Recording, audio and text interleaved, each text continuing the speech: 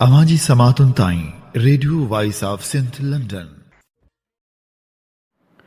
13 जुलाई 2026 सूमर जे ॾींहुं प्रोग्राम मंज़रनामो साण करे आऊं अवांजी ख़िदमत में हाज़िर आहियां पंहिंजो मेज़बान हबीब लगारी। प्रोग्राम जी शुरूआत में अमल इहा ई दुआ त शाल जित हुजो, सुख सलामती सां हुजो, कॾहिं बि ॾुखिड़ी न ॾिसो ऐं कॾहिं बि अव्हां जूं मुर्कूं मेरियूं न थियनि। दुनिया जी कुंड कुड़छ में जिते बि रहो सिंध लाइ, सिंध वासियुनि लाइ ऐं दुनिया जे मज़लूम माण्हुनि लाइ जा खोड़ींदा रहो। शाल अव्हांजा ख़्वाब तइबीरनि सां लही सघनि। पहिरें ॾींहं खां सिंध वासियुनि जो इहो ई मौक़िफ़ रहियो आहे त धारियुनि खे नेकाली ॾिनी वञे, पर पाण ॼाणूं था हुकूमती ऐलाननि ऐं डेडलाइन बावजूदि अफ़गाननि जी नेकाली मुमकिन थी नाहे सघी। वफ़ाक़ी हुकूमत पारां 10 जुलाई ताईं अफ़गान पनाहगीरनि खे वापसि मोकिलण जी डेडलाइन ॾिनी वई हुई। उन दौरान छा थियो ऐं हाणे सूरतहाल कहिड़ी आहे, इन बाबति ख़ुसूसी रिपोर्ट प्रोग्राम जो हिसो हूंदी। भारत ख़िलाफ़ PP पारां रैलियूं कढियूं वियूं। मरसूं मरसूं सिंधू न ॾेसूं जा नारा बि हयां विया, पर पाणी जी असुल कहाणी कीअं कहिड़ी आहे इहा ज़रूरु अव्हां ताईं पहुचाईंदासीं। उन सां गॾोगॾु कराची यूनिवर्सिटी हमले वारे मामले ते जमायती साज़िश खे बि पधिरो कंदासीं। पाकिस्तान जो पहिरियों मिसिंग पर्सन ऐं पीपलनि जी मुनाफ़िकी वारी कथा बि अव्हां खे ॿुधाइबी त वरी सिंधी ॿोली खे संस हक़ मिली सघंदो या न, इन जा पेरा बि खणंदासीं। डॉक्टर बरकत नूनारी, नवाज़ शाह भाॾाई, शबीर निज़ामाणी ऐं ॿिनि जूं लिखणियूं, तजिया ऐं तबसरा बि प्रोग्राम जो हिसो हूंदा त शाइरी जा वर्क बि विराइबा। सभ खां पहिरियां सिंध में धारियुनि जी आबादकारी वारे मामले खे ॾिसूं था ऐं अफ़गान पनाहगीरनि जा पेरा खणूं था त आख़िर उन्हनि खे नेकाली छो न ॾिनी वई। 10 जुलाई जी मुक़ररु कयल डेडलाइन गुज़री चुकी आहे। वफ़ाक़ी हुकूमत वाज़ह तौरु ऐलान कयो हो त ग़ैर क़ानूनी तौरु पाकिस्तान में रहंदड़ परॾेही शहरी, ख़ासि तौरु अफ़गान शहरी मुल्क छॾे वञनि। ॿी सूरत में क़ानून मूजिबि कार्रवाई कई वेंदी। ख़ैबर पख्तूनख्वा ऐं बलूचिस्तान में वापसी जो अमल जारी आहे। तुरखम सरहद ते अच वञ वधी आहे ऐं इंतिज़ामिया मुख़्तलिफ़ मरहलनि में पॉलिसी ते अमल कंदे नज़र अचे थी, पर सवाल इहो आहे त सिंध में हिन पॉलिसी जो छा थियो। सिंध जे शहरनि ख़ासि करे कराची, हैदराबाद, सखर, जैकमाबाद, कंबर, कशमोर ऐं ॿियनि इलाइक़नि में सालनि खां वॾे अंग में ग़ैर क़ानूनी अफ़गान शहरी आबाद आहिनि। उन्हनि मां केतिरनि वटि क़ानूनी रिहाइश जा दस्तावेज़ मौजूदु न आहिनि, पर उन बावजूदि डेडलाइन ख़तमु थियण खां पोइ बि सिंध में को निमाया ऑपरेशन या वापसी जो अमल नज़र नथो अचे। जेकॾहिं पॉलिसी सॼे मुल्क लाइ हिकु जहिड़ी आहे त पोइ सिंध उन मां छो ख़ारिज नज़र अची रही आहे।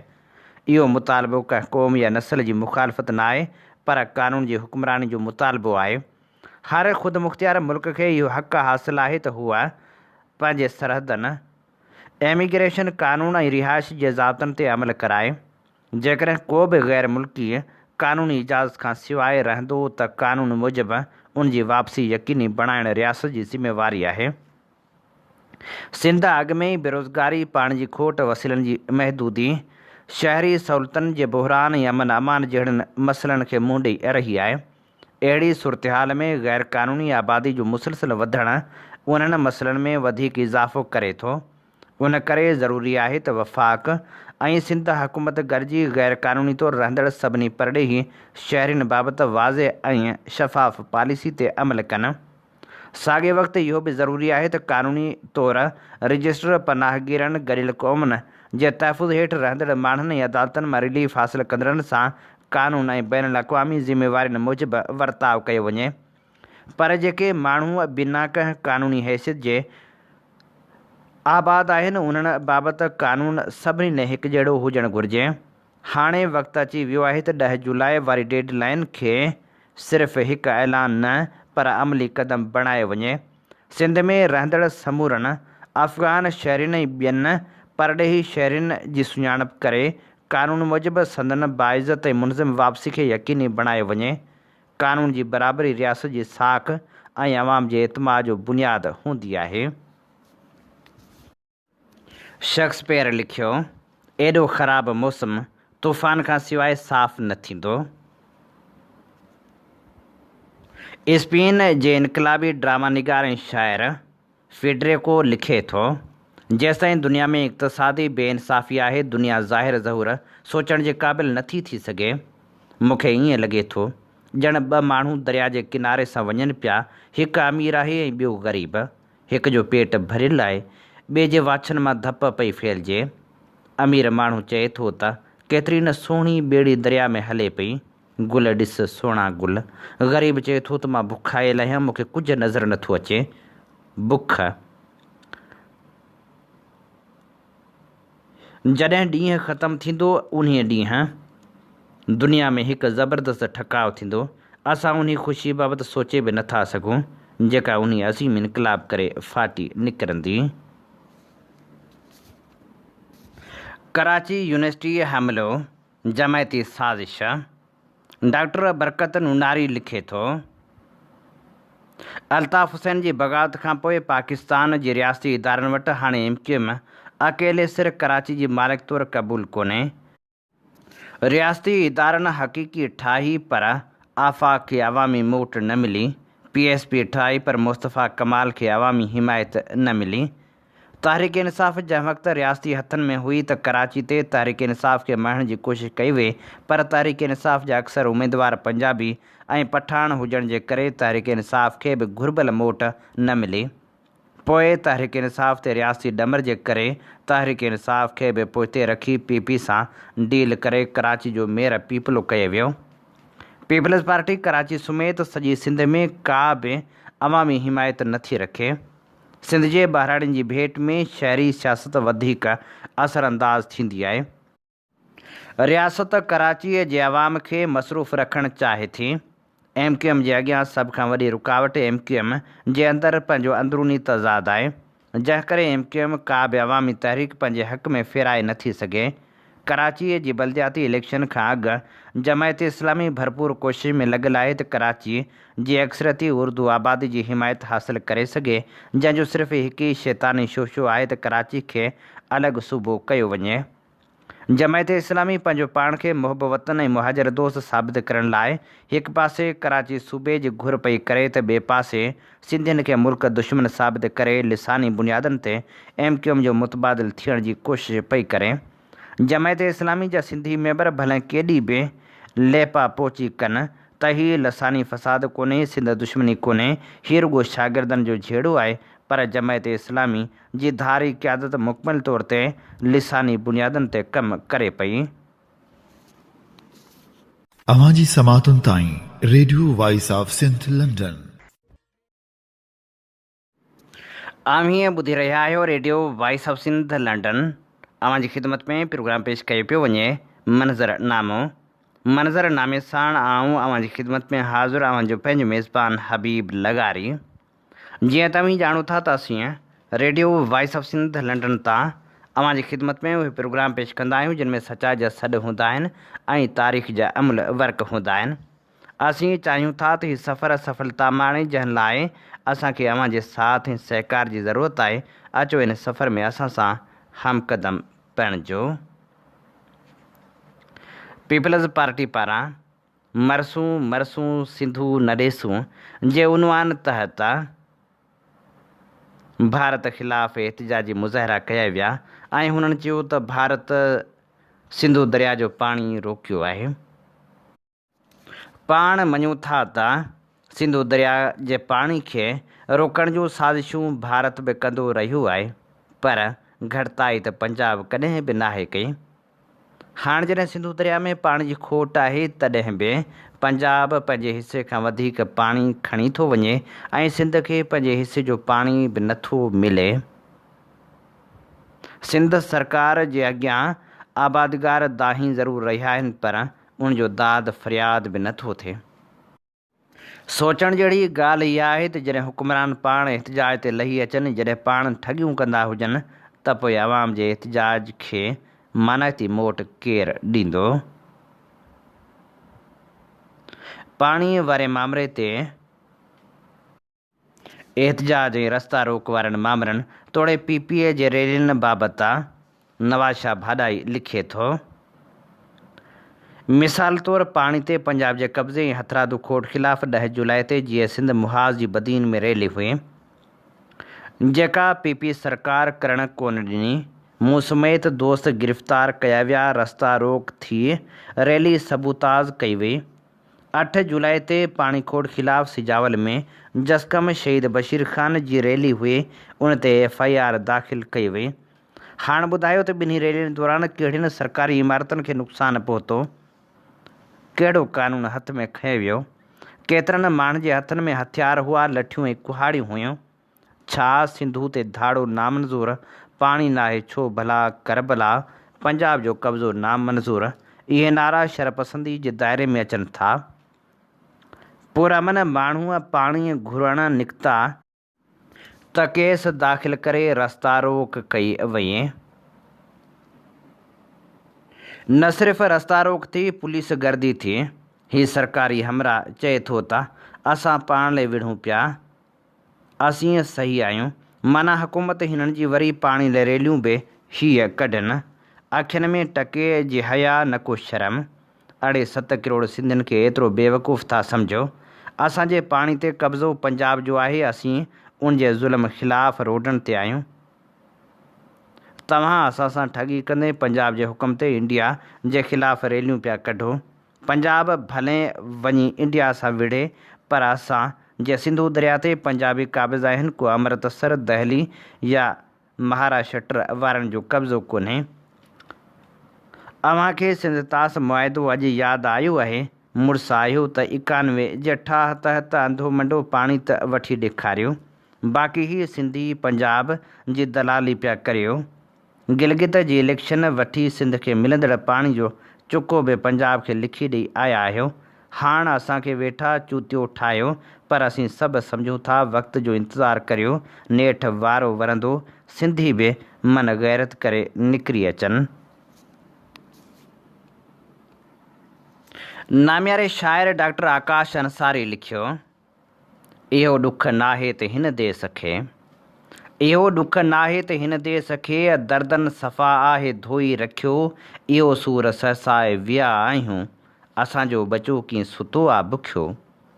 किनी जा कुता था जिते जुञ कनि, केतिरनि उत कॾहिं कीअं चोखो चखियो, उहा माउ विरह पी वई माठ जो, जंहिंजो काल कूंदर कारीहर कखियो। ही महरूमियूं मर्ज़ ऐं मामरा, बेवसी ऐं बुखूं, ज़ुल्म जा ज़िलज़िला, असांखे त ॼण सभु पुखे में पिया, जिनी खे असां कीअं लेखियो लखियो। असां सां त बस अलमियो आहियो, असां सां त बस अलमियो आहियो, न को घाट धोबी कोई अहिड़ो घड़ियो जिते पंहिंजे दर्दनि खे धोई सघूं। किरोड़नि में को हिकिड़ो नाहे कुल्हो, रखी कंद जंहिंते गिराठी विझी, रुगो ॿिनि घड़ियुनि लाइ रोई सघूं, रुगो ॿिनि घड़ियुनि लाइ रोई सघूं। कल्ह सुबुह जो सिंध ॼण सुॾकी चयो, भुञनो बंभोरा बणिजी वई, आकाश तूं सुसी जियां सुम्ही पियो। ॼण वढियल वाका करे चवंदी हुजे, ओ मुंहिंजा जखरा जत जाड़ी जाजियो, लाख कहिड़ी लूह आख़िर विया लॾे, सदके वञा हीअ छा थियो। हू त थियड़ा पूर बंदर खां परे, छो नथो पोइ साह ई मुंहिंजो सरे। कल्ह कुमहला कच्छ में रावल रमिया, सालनि कना सिंध में रहिजी वियल कूंज जहिड़ी, कंहिं कच्छी नारी जियां नेण हित मुंहिंजा टिमिया। दर्द खे कहिड़ो दिलासो आछियां, पाण खे ख़ुदि कहिड़ो पुरसो आछियां। हाणे उहो मिठू कच्छी आणियां किथां, जेको तुंहिंजे दर्द खे ॻाए सघे, जेको मुंहिंजो दर्द सम्झाए सघे। बेवसी तूं ई हाणे रहबर थी, बेवसी तूं ई हाणे रहबर थी, जॾहिं न यार को दिलदार आहे, चोतरफ़ ग़म जो हिकु गुबार आहे। तूं ई महबूब तूं ई दिलबर थी, बेवसी तूं ई हाणे रहबर थी। कारवां रहबरनि रुलाए छॾिया, मुंहिंजा पेरा मूंखां वञाए छॾिया। न तिरवरो न को तारो, न तिरंगा मन में, हयात आपघात जे विच में अजीब सर्द जंगा मन में। दर्द काफ़र हुआ दुआ जो दर टिपी न सघिया। क़यामतनि खां अॻे ई क़यामतूं थियूं उहे। रहियो क़यामतनि ते कोन यकीन। सदा रहियासीं करामनि कातिबीन पंहिंजा। सदा रहियासीं पाण पंहिंजे ज़मीरनि जा अमीन। बेवसी तूं ई ख़ुदा ॿुधाए। बेवसी तूं ई ख़ुदा ॿुधाए। तूं ई चओ त ॾोह कंहिंजो कयोसीं ऐं छा बिगाड़ियोसीं। वतन वजूद वञाए थियासीं ख़ाक नशीन। हर का उमेद ॼण सूरज को हुजे जेको उभरी तपे। हिकु डिघी राति में लही थो वञे। हूं त हर रोज़ नाउमेदी नई मुंहिंजे नए नसल खे ॾेई थो वञे। पोइ बि सो एतिरो चई थो वञे। बेवसी बेवसी अजी हद आहे। इहा सूर संदी आख़िरी सरहद आहे। उहा ई सूर संदी आख़िरी सरहद आहे। सिंधी ॿोली वारे मामले ते शबीर निज़ामाणी लिखे थो। बदनसीब आहिनि उहे क़ौमूं जेके पंहिंजी ॿोली छॾे ॾियनि थियूं। बलोचनि पठाणनि पंजाबियुनि कश्मीरियुनि तालीम लाइ संदन ॿोलियूं छॾे उर्दू जी चूंड कई। उहा उन्हनि ॿारनि सां ज़्यादती आहे जिन खे संदन ॿोली में तालीम ॾियण बदिरां मथनि मढ़ियल ॿोली में तालीम ॾिनी वञे थी। हिन ख़िते मां फ़ारसी ॿोली जी बालादस्ती ख़तमु थी। इहो भलो थियो, पर अंग्रेज़ी उर्दू ऐं अरबी ॿोलियुनि जी बालादस्ती क़ाइमु आहे। उहे ॿोलियूं हर नसल जे ज़हन खे संदन असल खां परे करे रहियूं आहिनि। उहे ॿोलियूं पढ़ंदड़ पंहिंजे पाण बाबति अजनबी जो शिकार आहिनि। अंग्रेज़ खेनि पंहिंजो नथा कनि। उर्दू ॻाल्हाईंदड़ खेनि वेझो अचणु नथा ॾियनि। अरब उन्हनि खे अजमी सम्झनि था। रूमी बांसरी बाबति लिखियो हो त सर जे काने खे सुराख़ करण सां हुन में फूक ॾिजे थी त उहो कानो रड़ियूं करे थो। दरअसल हुनखे पंहिंजे असल खां धार कयो वियो आहे। उन विछोड़े जे अज़ाब खां हू रड़ियूं करे थो। बांसरीअ जी ख़ुशि समात आवाज़ खे ख़ुशी न सम्झ। उहा विछोड़े जी रड़ आहे। लॉर्ड मैकाली चयो हो त असां हिननि कारनि रंगनि वारनि माण्हुनि जा जिस्म त फ़तह कया आहिनि, पर असांखे हिननि जा ज़हन फ़तह करणा आहिनि। ऐं उहो तॾहिं थींदो जॾहिं हुननि खे हुननि जी ॿोली बदिरां अंग्रेज़ी ॿोली में पंहिंजा ख़्याल नज़रिया ऐं सोचूं पढ़ाईंदासीं। ऐं पोइ अंग्रेज़नि क़ौमी ॿोलियूं ख़तमु करे अंग्रेज़ी ॿोली मढ़ी।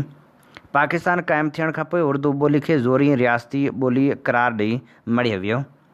पंजाब अॻी अंग्रेज़नि जे दौर खां वठी पंजाबी खे छॾे चुको हो। बलूचिस्तान त उन वक़्तु पाकिस्तान जो हिसो बि न हो।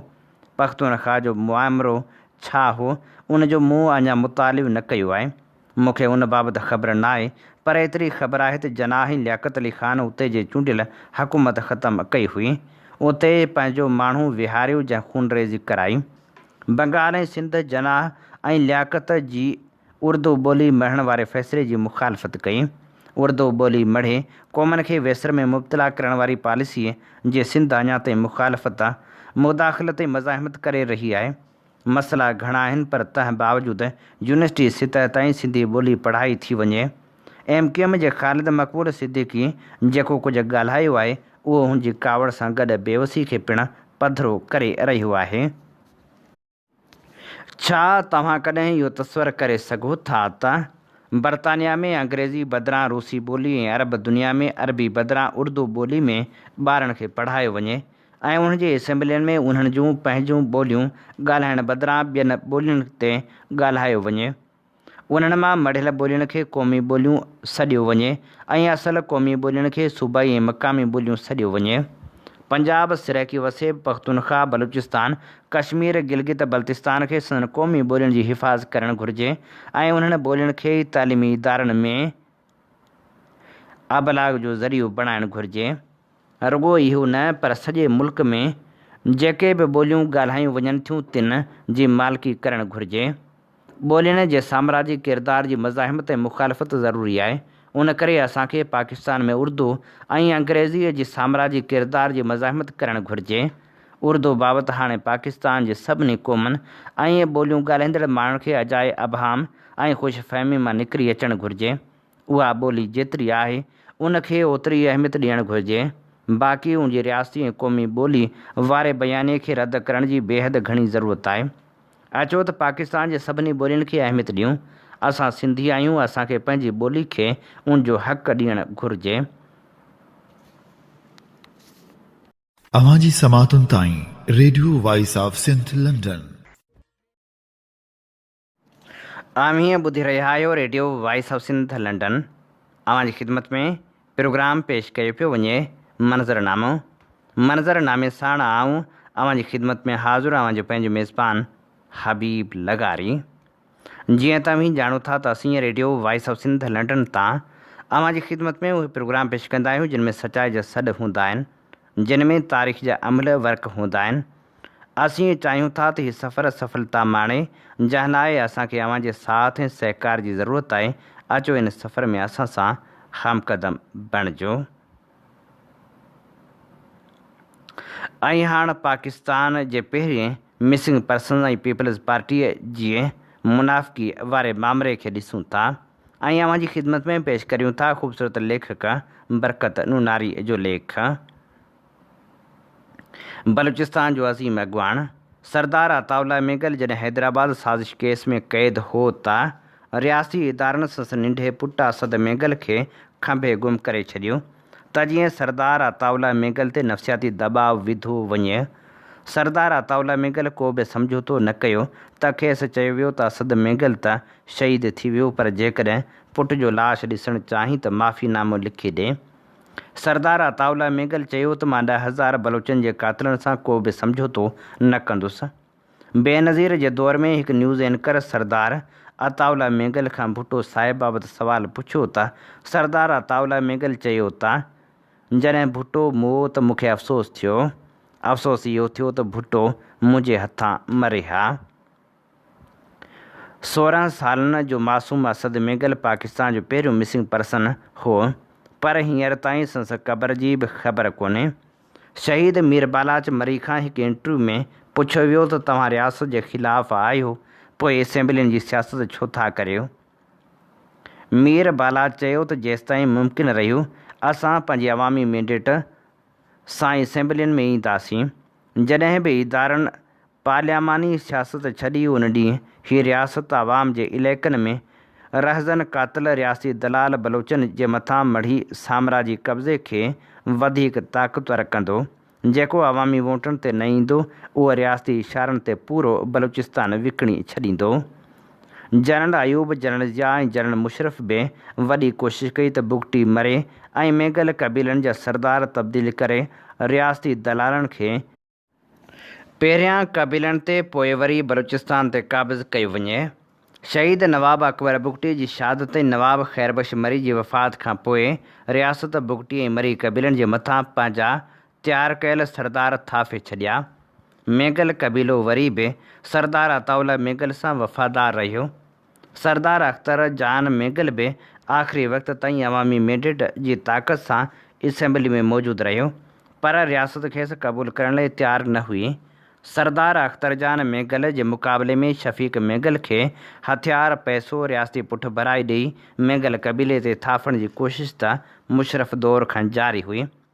शफ़ीक मेगल जे ज़रिए डेथ स्क्वाड तयारु करे बलोच नौजवाननि खे मारण जा वाक़िया ऐं मुअल नौजवाननि खे इज्तिमाही क़बरनि में दफ़न करण जा वाक़िया बि शफ़ीक मेगल मथां आहिनि। शफ़ीक मेगल खे सियासी पुठि ॾियण लाइ पीपल्स पार्टी में भर्ती कयो वियो। शुरू में त पर्पल्स पार्टी पंहिंजी जुड़तू जमहूरी चहिरो बचाइण लाइ शफ़ीक मेगल खे असेंबली जो हिसो करण ते राज़ी न हुई, पर हींअर रियासती ॾंडे जे करे पीपलनि उहा दांगी बि पंहिंजे मुंहं ते क़बूलु करे वरिती आहे। इहा त पक आहे त रियासती मर्ज़ी सां शफ़ीक मेगल असेंबली में पहुची बि वेंदो ऐं अॻिते हली खेसि पूरो ज़हरी ऐं ख़ुशदार बि ॾिनो वञनि।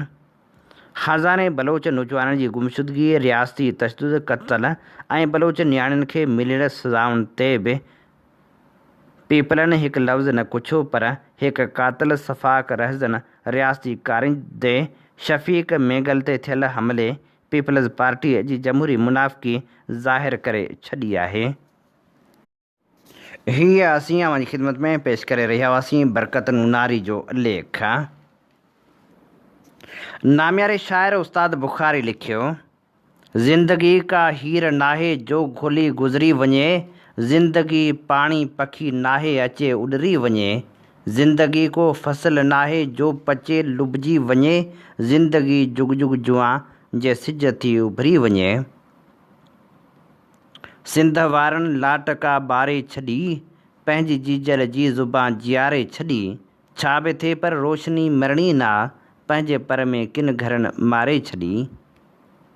किन चयो आहे आसमां में थरथलो, किन चयो धरती ते आहे ज़लज़लो, मूं चयो अहिड़ी त काई ॻाल्हि ना, बसि अवामी राज जो आहे फ़ैसिलो।